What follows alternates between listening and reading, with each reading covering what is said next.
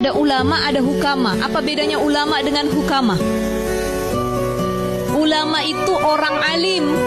Ulama ini maknanya bukan cuman orang yang punya pengetahuan dalam bidang agama, tapi di luar bidang apapun, kalau dia alim dan memahami terhadap keilmuan tersebut, dia disebut dengan ulama. Ilmuwan bahasa Indonesianya. Ada orang ahli sains, ahli matematika, ada orang ahli kimia, biologi. Dia paham atau enggak ilmu tersebut? Sampai dia jadi doktor, profesor, ya, bahkan dia buat satu karya dan lain sebagainya. Ini yang juga disebut dengan orang alim. Jadi alim itu maknanya orang yang berilmu, bukan cuma alim perkara ukhrawi, masalah agama, tapi juga alim perkara duniawi. Jadi kalau ada orang rajin duduk dekat sama para ulama, orang-orang alim, biasanya hatinya lebih lembut, logikanya lebih bermain. Kenapa? Oh, dekatnya sama orang-orang pinter. Mujalasatul ulama, duduknya sama orang-orang alim. Yang diomongin juga perkara ilmu. Coba kalau kita duduknya sama orang-orang bodoh, mohon maaf, sama orang-orang yang kalau kita ngobrol nggak pernah tuh bahas-bahas ilmu. Kalau nggak bahas jilbab, bahas cicilan, ya. Kalau nggak bahas tentang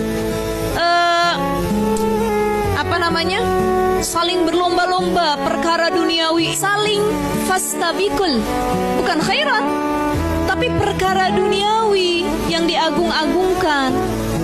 Nah, ini jadi reminder muhasabah penting buat kita semua, ibu-ibu sekalian. Yuk rubah atau pilih-pilih selektif siapa yang jadi kawan duduk kita. Itu yang menentukan kualitas diri kita.